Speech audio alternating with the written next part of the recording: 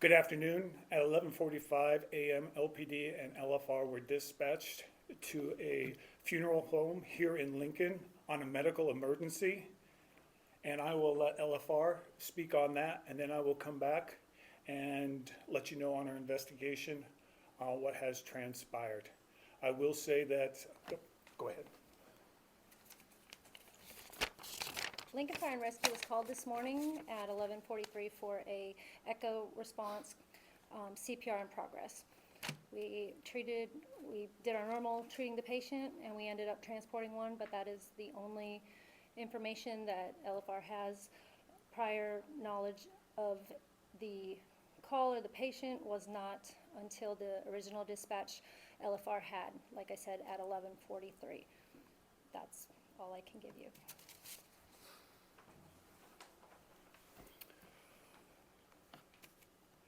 What we have learned is the funeral home had transported who they believed was a deceased individual from the Mulberry Nursing Home in Waverly. As the employee was placing constant glance onto a table to start their process, an employee noticed that she was breathing. They instantly called 911, and LFR and LPD responded, and she was taken to a local hospital and is still alive. LSO has been to the nursing home, and we have started our investigation into what happened. At this point, we have not been able to find any criminal intent by the nursing home, but the investigation is ongoing. Constant was placed on hospice at the nursing home. At the time that they believed she passed, the Lancaster County Sheriff's Office was not dispatched on a coroner. It did not fall into those parameters for them to have to call us to do a coroner investigation. Those are a death of a patient is anticipated, which this was, and the physician had seen her in the last 7 days, and the physician is willing to sign the death certificate, and that there was nothing suspicious at that time of the death. All of those fit. That's the reason why LSO was not sent initially to the nursing home. Constance's family has been notified, and she is 74 years of age. Do you have any questions for me? Do we have a last name? Yeah, Glantz, Glantz. She's originally from Lincoln, Nebraska, but was in the Waverly Nursing Home. Can you spell first name too? Yes,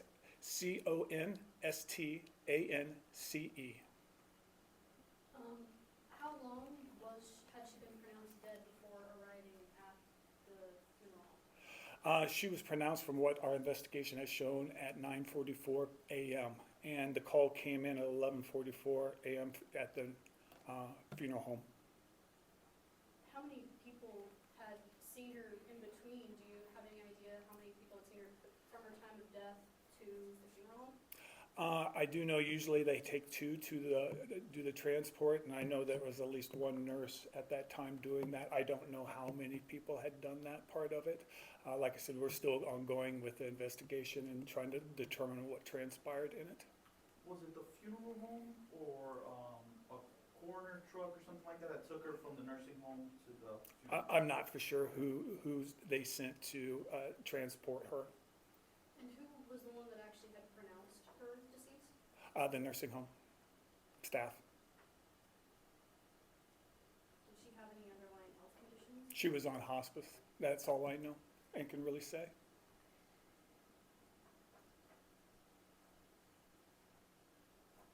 This is a very unusual case. I've been doing this 31 years, and nothing like this has ever gotten to this point before. There's been people that we've gone to and found before, but it was way before something like this has happened.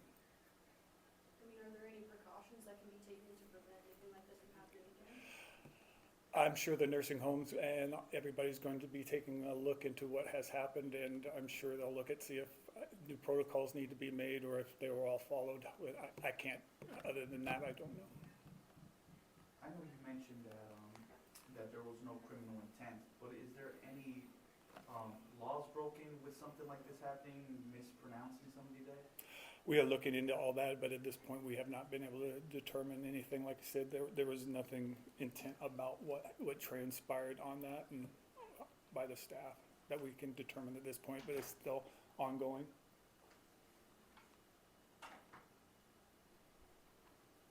All right, thank you.